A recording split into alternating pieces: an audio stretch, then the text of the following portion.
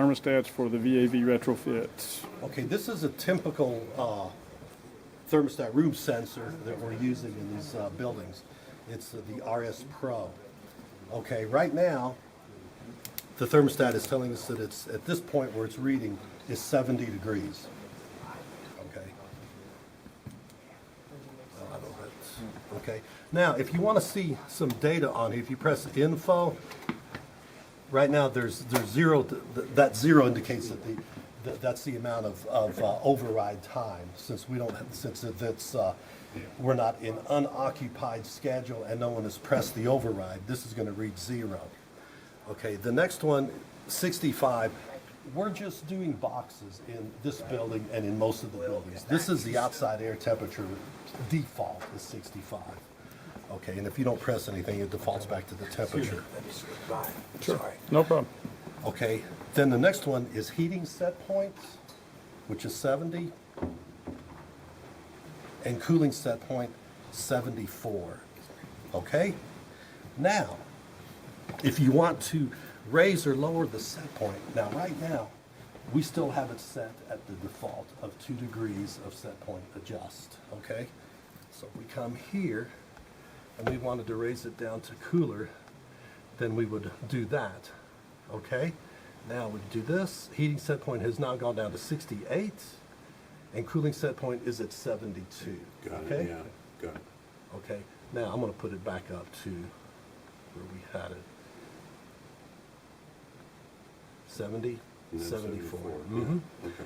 Now, if someone wanted to come in and occupy the space, you know, after hours, then they would press this manual on. The manual on, 30 minutes of time local override, press it again, 60 minutes of time local override, press it again, 90 minutes of time Then it local goes back to override. automatic. And that's, yes, and that's max. That's the max? That's Okay. max. Again, programmable. That's default right there. Now, we can set it to go an hour, or we can set it for one shot to go 4 hours. It all depends, but these are the default settings. Keep in mind one thing. In this particular application, Thank you. we basically are doing the terminal unit boxes. We've made all of these points backnet readable and writable. So these are going up, and up at this end here, then Richard Bana and Pat Chavez, through their Niagara front end, are bringing this data in, okay? Then up here, then they're going to go ahead and shoot commands down to the air handler and the associated pumps, the heating and the cooling pumps associated with this building. So if, say in the evening, some were to come in, say Sunday afternoon, building unoccupied, they press that override. What should happen then is that Pat Chavez and Richard will then, through the Niagara software, will see this request come up. Okay, I've got a request from this corridor unit to go to from unoccupied to occupied. What it's going to do is it's going to send a command down to the air handler to run in occupied mode, and for its associated heating and cooling apparatus to go ahead and go occupied. How will that work if the buildings are already in setback? It's an override. So it will override it? Yes. It should. Now, if we were controlling the whole building with web control, then that's how it's going to work.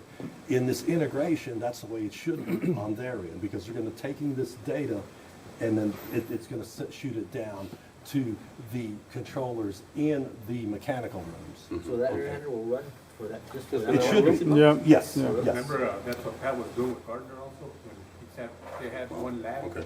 And they wanted that lab at 68 all the time. Uh-huh. And he told them, send me an email and I can, run the air handling unit just for that lab. Everything else goes to setback except that lab. And with the air handler, got a VFD, so it'll run down So low go- on minimum, just go- yeah, so. Still Just to won't get supply that enough much. air for this one, Wow, okay. It's still efficient. Interesting. yeah. So, You run it, yeah. And that's pretty much that's pretty much it on this particular Iris Pro, as far as that goes. Okay. You know, I mean, you pretty much know everything there is to know about the Iris Pro based on the info button and to bring you the heating and cooling set points, how to adjust heating and cooling set points, and so forth, and then go to go from unoccupied to occupied by doing this manual on, and Now, the amount of time. In the buildings where we're doing demand control ventilation, we have a few buildings, a dozen or so, we're doing demand control ventilation, and 2 or 3 sensors on each floor, 3 or 4 on each floor, we're changing the thermostat out to include CO2 monitoring too. Is there anything they need to know that's different about those thermostats? It's going to be, it's a different room sensor. We're using, as opposed, it's not an RS, it's a newer model, it's called a ZS. Okay, And it's a ZS combo with the built-in room humidity sensor. Excuse me, room CO2. CO2 sensor. So, what I am going to, it's going to say ZS, I does think. it still, far as temperature, work Oh, the yes, same way as this one? absolutely, Same absolutely, thing, operation's still the same, absolutely. okay.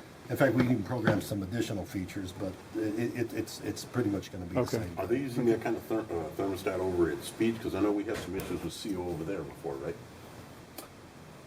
I don't know if CO2 is, I think we are having We are English doing- speech, we we're are doing doing- demand we control are doing- ventilation yeah, there. we are So they doing are that. using that stat.